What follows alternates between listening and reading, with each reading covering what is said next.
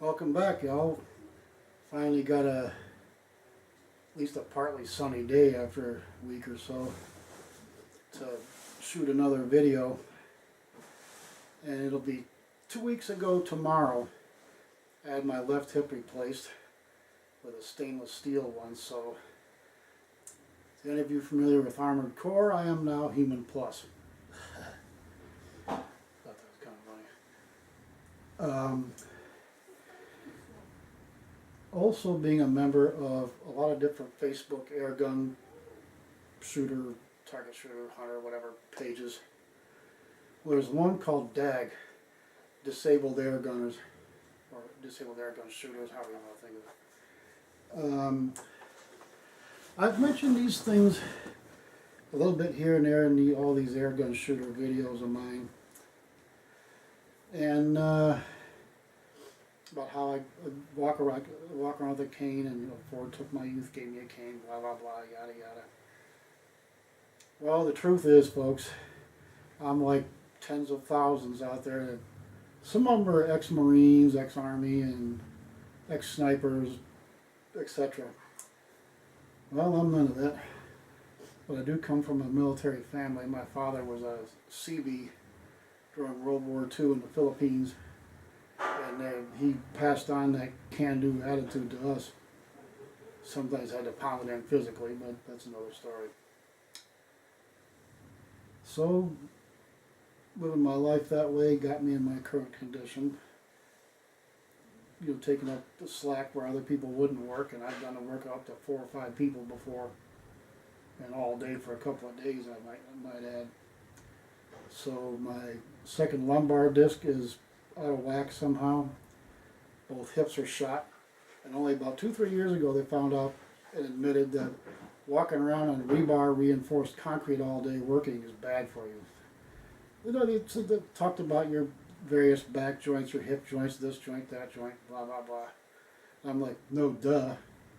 All you had to do was ask a factory worker like me. We could have told you that 30, 40, 50 years ago. But again, that's another story.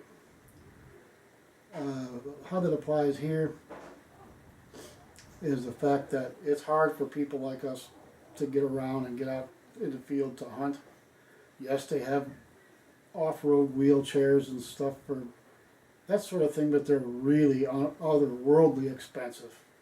Might as well plan a trip to Mars for what that's going to cost, or a moon colony or some such.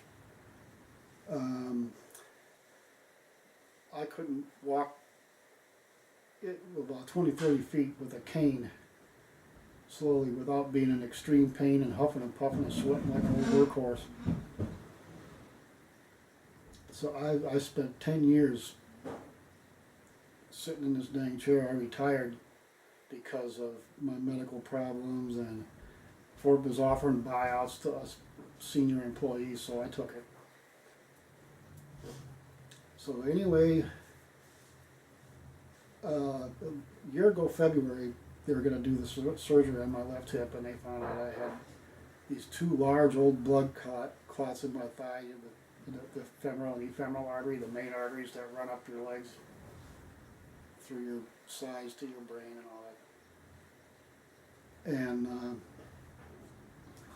so I spent a year taking blood thinners and all this other stuff, and ACE inhibitors and everything else. I'm up to here with this stuff. You gotta be careful you don't cut yourself or fall and hurt yourself where you're gonna bleed, because thinning out your blood, it stops the vitamin K from clotting your blood basically, and you can bleed out before you get help. So that stuff, this Xarelto, can be dangerous, or other such things. But you need to, because that's what dissolves the blood clots, by thinning out the blood so it moves faster and it can grind away at the clot as it flows through a little hole. So it took a year to get that out of the way, and just this past March 20th I finally got the surgery on my hip, and it feels so much better. I'm walking pretty good with one of those walkers with the little wheels in the front. So it's the kind of things you have to think about as you get older, or you're you were a soldier, some ex-military, and you've got wounds, got pieces of you blown off. I feel sorry for them people, but they, like my dad, the CB, and that can-do attitude, they still got it. And they make their body bend to their will. They want to get out and they want to do Olympics, or they want to do some kind of sports or other, and they just figure out what they got to do with artificial limbs and artificial joints and whatever have you, like me, or worse, to do what they want to do, in this case, airgun shooting and hunting. And I'm moving around pretty good and less pain. If I could just get that second lumbar fixed, that would get rid of the rest of my pain. Not to mention be able to stand up, and wouldn't be, I could go to, well, basically Cro-Magnon man from something like Australopithecus. Won't be knuckle walking anymore. So I can get around. After the walker, they usually put you on crutches, and then a cane. I might just be able to go straight to the cane. And then with exercising the hip muscles in the front and the back, and certain thigh muscles and stuff like that, that kind of hook around your back where your lower spine or lumbar curve is. You strengthen those muscles, it pulls the joints back into place, to look at it that way, so you can walk around without additional aids like walkers, canes, crutches, or whatever. Now I won't be ridge running anymore, climbing mountains and around the sides of hills and stuff for 3-4 miles out in the woods, and then walk a half a mile or more out of the woods to get back to the car. That's not happening anymore. But I still want to get out and hunt turkeys and squirrels and rabbits and quail, pheasant, stuff like that. That I can do. Besides getting to the local indoor shooting range. They're going to have an outdoor range at that gun hub in Sheffield Village here too, by the way. 75 or 100 yards, I think. I'd have to ask again. But as the weather warms up, they're going to get this outdoor range in the back finished for people to shoot black powder or longer distance with rifles or something. Get out the Hawken, that 50 cal Hawken back there, the 100 grains of Pyrodex. That thing sound like a rolling thunderclap, like when Thor pounds his hammer on the ground in the movies. But while I'm getting therapy for my hip muscles and all that to strengthen them up again so I can walk properly, even if you could walk pretty decent before the surgery, after the surgery you're starting all over again. Because you got a new joint in there, and the bone has to grow over where the joint goes into the femur and all that bone structure stuff, and strengthen the muscles around it, which you haven't been using because you've been sitting in a wheelchair and stuff like that, broke back, buggies, etc., which I've done all of. So once it's 6 months to a year, in other words, next season, I should be okay to get out and start hunting and fishing. And my wife loves to fish, and I would love to take her out fishing again. Taught her cutting her own bait and handling her own fish and everything. She's a real trooper. You gotta love that. You got a wife like that. And besides getting some lean wild game and fish and everything to help feed my family, being retired, we all know that lean meat is really expensive, especially since that drought we had. That was, what, 5 years ago now? But all in all, I have become more sympathetic to handicapped people, multi-handicapped folks that way for one reason or another, like me or worse, that want to get out and do things again. You got to get on the stick, go to the doctor, get stuff replaced on your body, inside, outside, however, whatever. And do the exercise and stuff they tell you to do, take the pills they tell you to take, do what they say to do to get yourself a little more normal again, shall we say, so you can do these things you want to do. I That's what I'm doing. I'm doing my best. We always think we could do better, obviously, and I think the same way. So that I can get out and shoot my guns again. And which, by the way, oh, dang it, this thing is heavy. That's my Winchester. I changed the 1400 CS 177 cal Magnum. I changed the scope and the mount here. That's a Instapark Magnum air rifle mount, and it's, as you can see here, it's got a strip of metal with 5 bolts. Oh, like those bolt flanges you see on high performance engine rocker covers now. Like you get at Summit Racing Equipment, Russell, whatever, places like that. And a hammer scope, 4 to 12 by 40 millimeter AO. So guys have said they could reach out accurately to 100 yards with this thing, which would be nice, especially with pheasants and sometimes rabbits and other skittish critters, where you got to catch them at a distance so they're not running all over the place through the underbrush and scrub from the wheat fields and whatever, to where you can't get a clear shot at them until you get in the air. And with these, you got to catch them on the ground.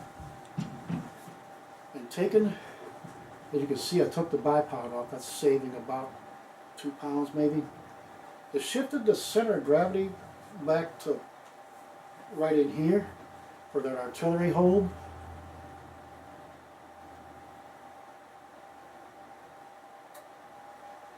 That feels a lot better now. And the center of gravity is about right there. So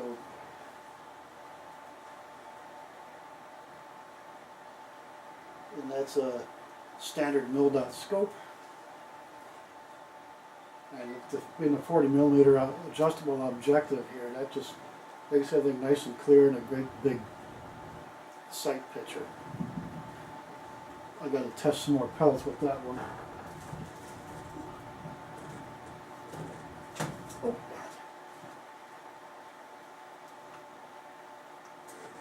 I can get the foot stand up. Oh, come on. Oh, I have to save my life. Okay, anyway, I also got another little treat for you. This is a really old one. My father gave this to me for finishing digging out a basement under this really old house we lived in Pennsylvania. It was pegged together out of white oak in 1853, 12-foot ceilings and all that. Anyhow, this is a Remington. It's so old that it was built in the days when they didn't have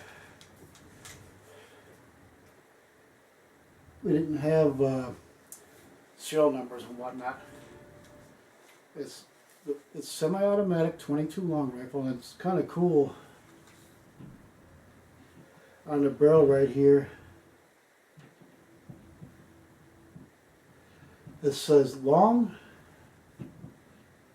rifle only, smokeless, greased. That's kind of cool for today, you know. Long rifle only, smokeless, greased. So it's like the first semi-automatic rifle made for civilian use that wasn't military first. And it was built from 1935 to 1947.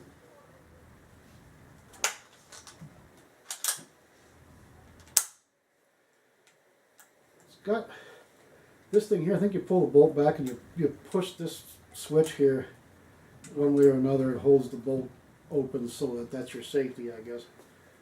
And factory peep sights here. They're a little rusty now, but they're all adjustable. Little knobs and stuff here. This thing is good. I could drive nails with this thing when I was younger, out to about 110 yards. So just plain old Remington long rifle. I think they called them Thunderbolts in the green box back then. There's like 25 or 50 in a box. This thing, I don't know, weighs somewhere around 6.5 pounds. No scope on this one. They're gonna put a scope on it. It's got, there's no grooves for it. It's got the room to be grooved here for the dovetail, but no. These factory peep sights are so good you don't need it. You learn how to shoot these things and you could drive nails with it. You've got kind of a silvery unfinished trigger there, that's kind of neat.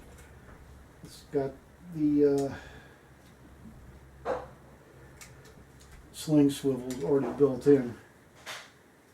So you got to buy a strap that you lace onto the swivels yourself. Unlike now where the swivels come on the strap, so that's going to be fun to try to find one, maybe a leather one like the Germans.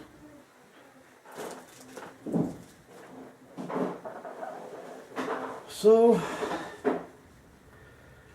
little food for thought this week. There's a lot of you out there that are handicapped. I've been handicapped for 10 years. Just from my job and stresses and stuff like that, lifting weights, you know, heavy parts and whatnot. I'm working on fixing that so I can get back out in the field again. Great getting out in the field and where it's quiet and there's nature and you get the natural smells and sounds, and besides hunting food for my family's next meal for 2 or 3 years, it might happen to be. So, Lord willing, the creeks don't rise. We'll see you again right here on Airgun Shooter.